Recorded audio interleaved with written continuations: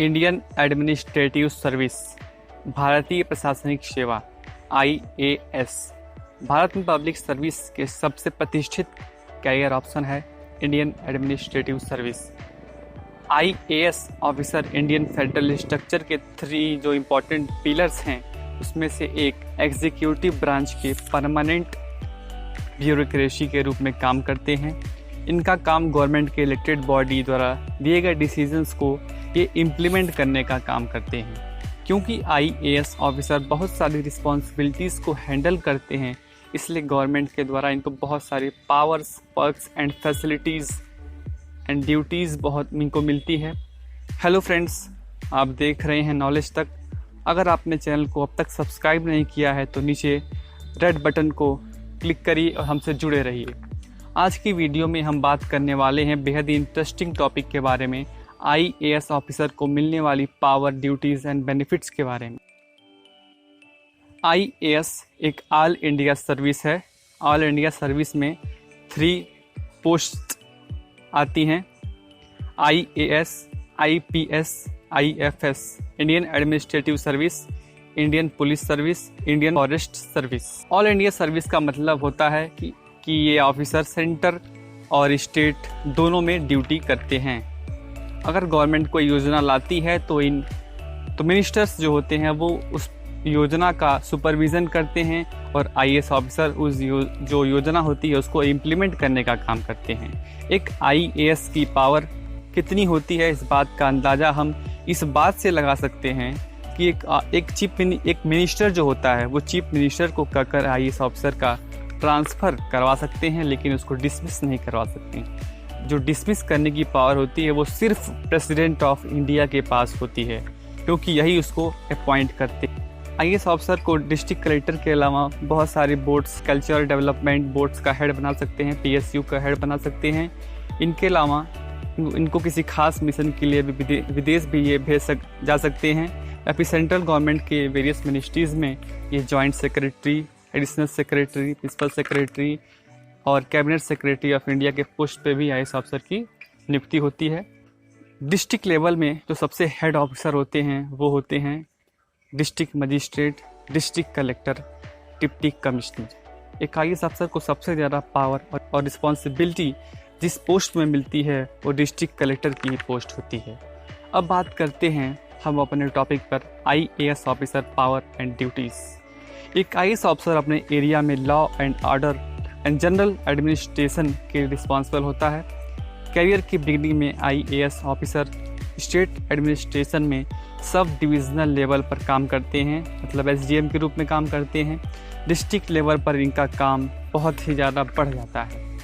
IAS officer की सबसे बड़ी रिस्पॉन्सिबिलिटी में आता है कि पॉलिसीज़ को फ्रेम करना और दूसरा इसको इम्प्लीमेंट करना एवं सुपरवाइज्ड करना, देख रेख करना, टाइम टू टाइम इंस्पेक्शन करना, निरीक्षण करना, पब्लिक का पैसा सही जगह जाए और सही काम हो, इसकी जिम्मेदारी भी एक IAS ऑफिसर की ही होती है। अब हम बात करते हैं कुछ कानूनों के बारे में जो एक IAS ऑफिसर को पावर देते हैं।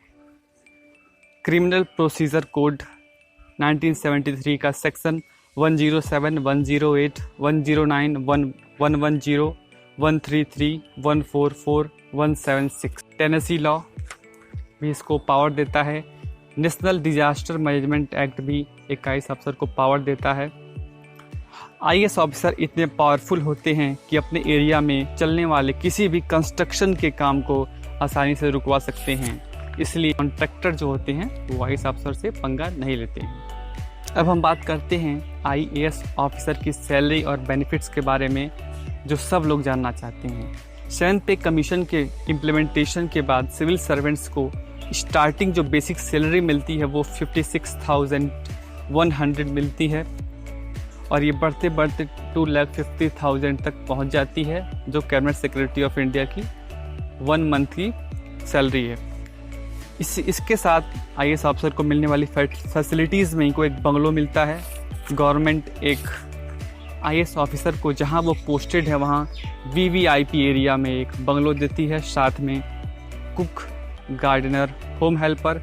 IAS ऑफिसर को गवर्नमेंट की तरफ से मिनिमम एक व्हीकल भी दिया जाता है। एक व्हीकल के साथ उसके सभी खर्चे, सभी एक्सपेंडिचर गवर्नमेंट उठाती है। उसके मेंटेनेंस का, उसका सर्विसिंग का, हर चीज़ खर्चा गवर्नमेंट उठाती है।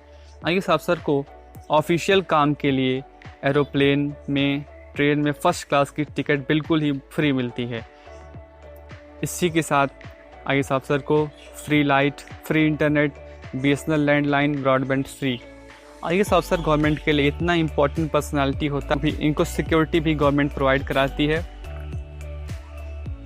एक आईएएस अफसर जब कहीं भी ट्रैवल करते हैं तो इनके साथ 2 से 3 गार्ड रहते हैं प्रोटेक्शन में।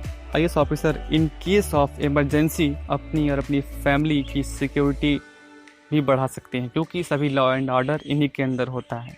आईएएस ऑफिसर और उनकी फैमिली के लिए सभी मेडिकल फैसिलिटीज़ फ्री होती है। इसके सारी खर्चा गवर्नमेंट उठाती है। इसके अलावा अनऑफिशियल बेनिफिट्स भी एक आईएएस अफसर को मिलते हैं, जैसे जिस डिस्ट्रिक्ट में ये अपॉइंटेड हुए हैं, डिस्ट्रिक्ट में होने वाले फंक्शंस में इनको चीफ गेस्ट के रूप में वीवीआईपी पास मिलता है। वैसे इंपॉर्टेंट फंक्शंस में भी इनको वीवीआईपी पास मिलता है। इन सब के बाद आईएएस एक चैलेंजिंग सर्विस होती है, क्योंकि इसमें काम के घंटे फिक्स नहीं होते हैं। इनके काम से लाखों लोगों की लाइफ जो होती है वो इम्पैक्ट होती है। आईएएस एक परफेक्ट अपॉर्चुनिटी भी होती है उनके लिए जो समाज के लिए कुछ करना चाहते हैं। तो दोस्तों, ये रही आईएएस ऑफिसर की पावर्स, पर्क्स एंड ड्यूटीज़ से रिलेटेड वीडियो आपके सामने। कमेंट्स में टॉपिक सजेस्ट करते रहिए और वीडियो को लाइक करें।